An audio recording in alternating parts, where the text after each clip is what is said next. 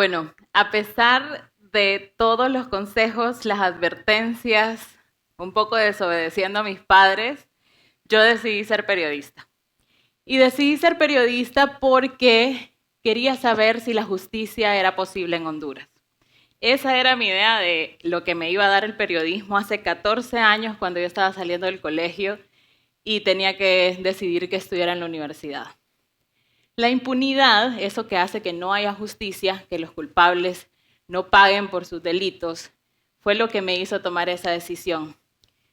En ese momento no era una palabra tan común para mí y debo decir que me costó varios años entender que esa había sido la ola que me arrastró aquí. Y es que en Honduras los crímenes se quedan impunes. Hay datos sobre eso. Para el año 2020, el índice global de impunidad colocaba a Honduras como el país con mayor impunidad en la región, uno de los países con impunidad más alta a nivel global. Y esa impunidad nos habla de múltiples víctimas. Las mujeres, por ejemplo. En Honduras asesinan a una mujer cada 24 horas. Pero hay tanta impunidad en los femicidios que desde 2013, que se tipificó la figura de femicidio en el Código Penal, solamente se han logrado hasta 2020 15 sentencias condenatorias en contra de los culpables. También nos habla de la corrupción. Según el Foro Social para la Deuda Externa de Honduras y el Consejo Nacional Anticorrupción, en un estudio que hicieron, Honduras perdió por corrupción entre 2014 y 2018 $10.300 millones por corrupción. Y este costo aumenta año con año, porque la corrupción se queda impune. Y esto, al igual que las violaciones de derechos humanos, los homicidios, los femicidios, las extorsiones, todos estos crímenes que se quedan impunes, generan repetición de hechos. En Honduras vivimos en una espiral, en una vorágine de impunidad y de violencia. Y esa espiral nos ha dañado tanto y nos ha mareado tanto que tendemos a normalizarla. Hay un dicho común, un consejo cotidiano que dice hay que ser vivos. Ponete vivo vos. Porque ser vivo es hacer fechorías sin ser cachado nunca. Pues todos estos datos yo no los conocía, no había teorizado mucho sobre la impunidad cuando yo comencé a estudiar periodismo, pero ya había tenido un acercamiento personal con la impunidad, cuando yo tenía apenas 9 años. En ese momento, el huracán Mitch azotó Honduras y destruyó el país. En ese momento que el país estaba destruido por este huracán, un homicidio también golpeó mucho a mi familia. Yo estaba muy pequeña, yo solo podía ver el dolor de mi mamá, de mis tías, de mi abuela, por el asesinato de un tío que era subcomisionado de policía. Yo no lo conocí tanto, no sé mucho de su historia, pero hay algo que yo no puedo olvidar de ese momento, y es que se repetía mucho que se sabía quiénes eran los culpables, pero estos no iban a pagar porque eran personas poderosas. Entonces, desde ese momento a mí me empezó a molestar la idea de que en Honduras se puede matar sin tener consecuencias. Pero la verdad es que hay consecuencias enormes, ¿no?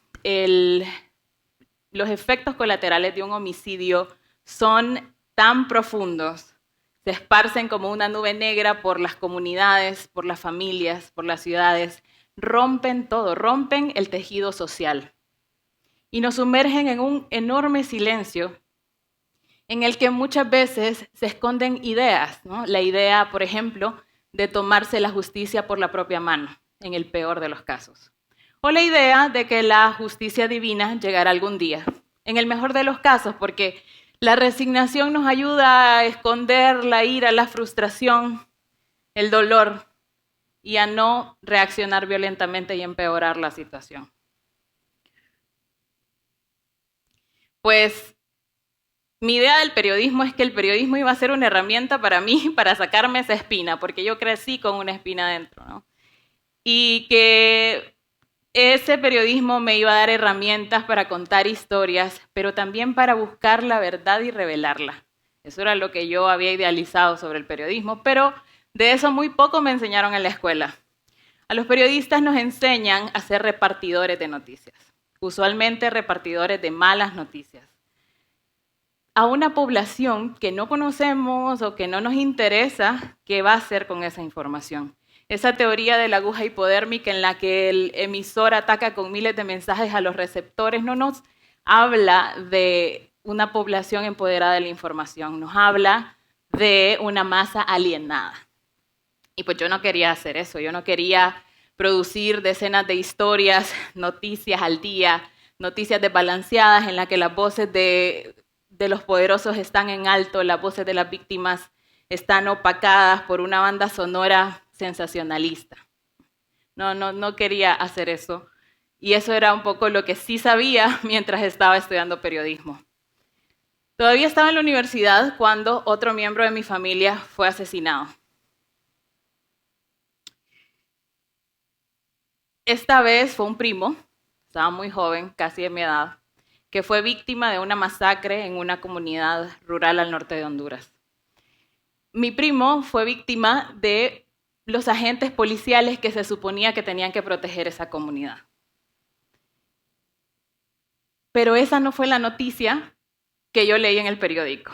Yo recuerdo haber leído en un periódico de circulación nacional un titular, que habían asesinado a unos jóvenes rockeros en una comunidad.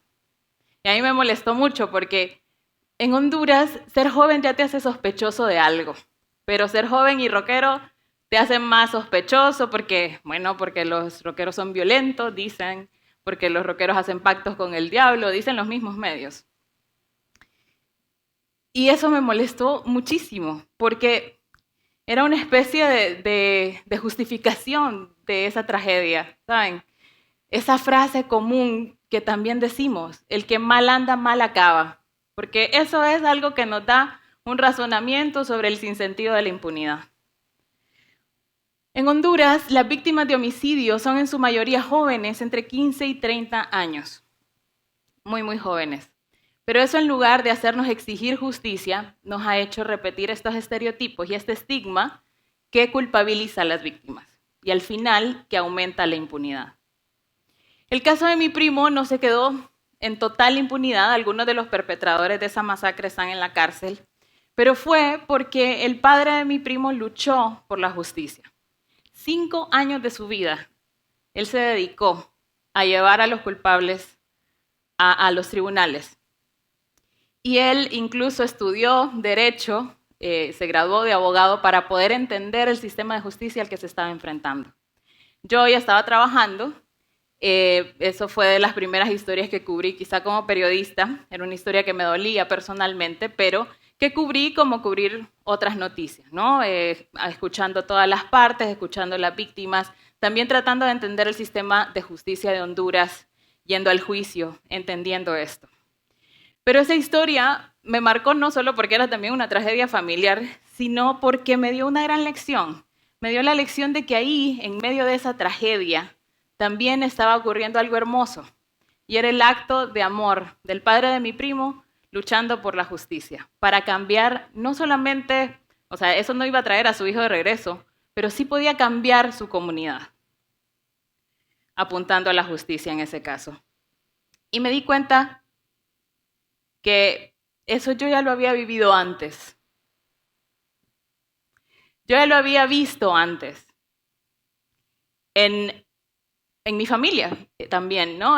Cuando las mujeres fuertes de mi familia nos sostuvieron a pesar del dolor, después del homicidio que les comenté.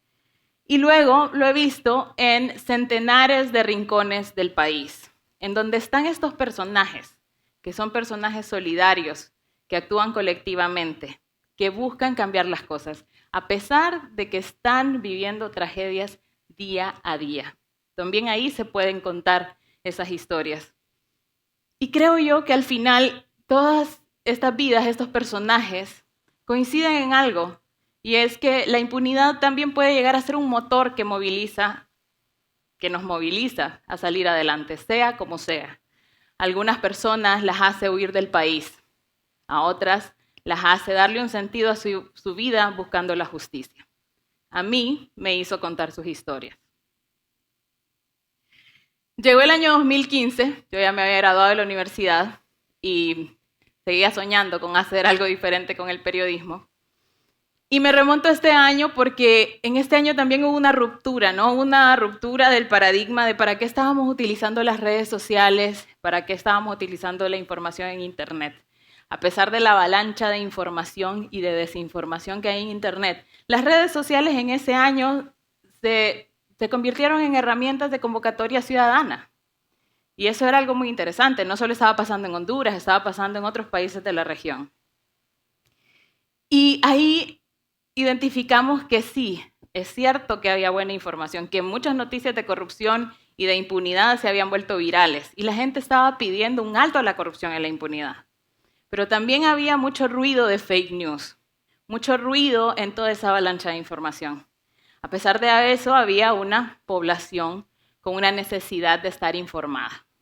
Y fue ahí cuando Catherine Calderón, que es mi socia, y yo pensamos que era una buena oportunidad para crear un medio digital.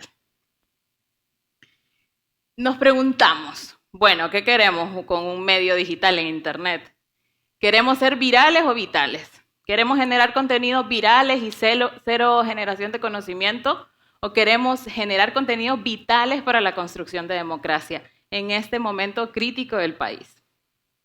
¿Qué queremos? Queremos contar historias relevantes, pensamos en ese momento. Queremos contar historias que pues la gente de repente no quiera leer ahorita, pero la puede leer como una especie de archivo, la puede leer más adelante para entender lo que está pasando porque ya sucedió o porque es importante también ver al pasado para entender lo que nos pasa.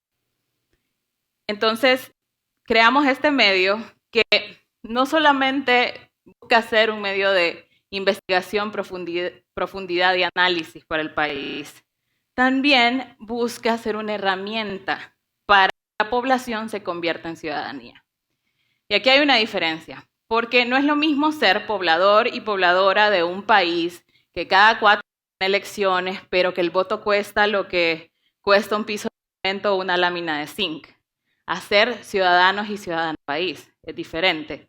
Ser ciudadanos y ciudadanas nos implica vigilar, auditar, opinar.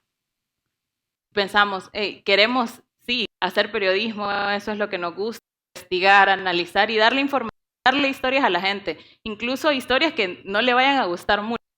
Pero también al mismo tiempo queremos empoderar a esa audiencia para que nos interpele, para que también nos cuente su cotidianidad, para que también exprese su creatividad, porque en este país, de todo, también la gente tiene creatividad y puede contar cuentos y imaginar otros mundos.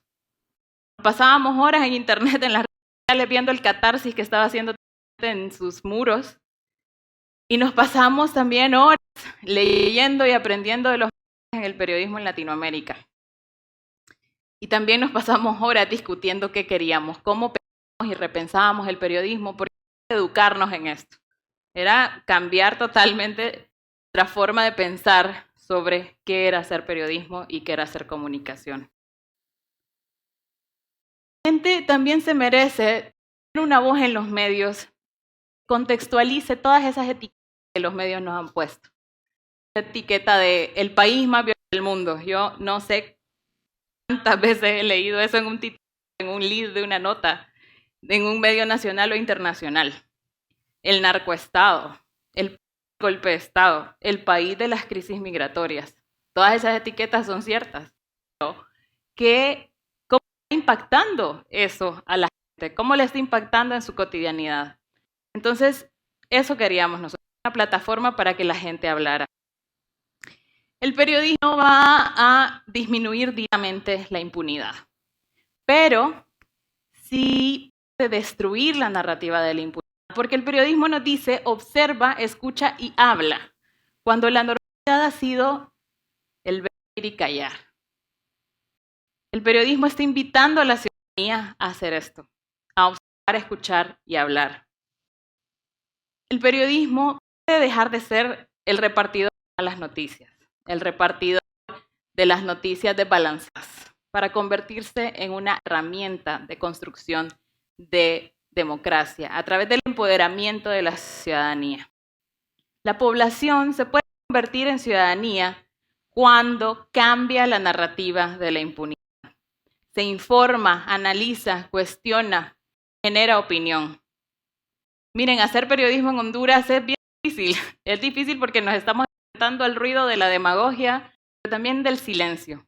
Y nos estamos enfrentando a los retos que ustedes tienen, ciudadanos y ciudadanas, en este país en el que empezamos a entender que hay que alzar la voz, que hay que romper esta narrativa. Nosotros no queremos consumidores del medio, queremos una ciudadanía crítica, que participe, que colabore, que piense y repiense, porque las crisis nos tienen que reconfigurar. Imagínense nosotros creando un medio y después se viene una pandemia, y luego se viene huracanes y crisis migratoria, crisis política. ¿Cómo podemos avanzar al mismo tiempo que vamos reparando la llanta y vamos avanzando? Porque no podemos parar. Tenemos que hacer el ejercicio de pensar y repensar lo que estamos haciendo. Y no solamente los periodistas, también los académicos, la gente que colabora en los medios, los ilustradores, los artistas, la ciudadanía en general.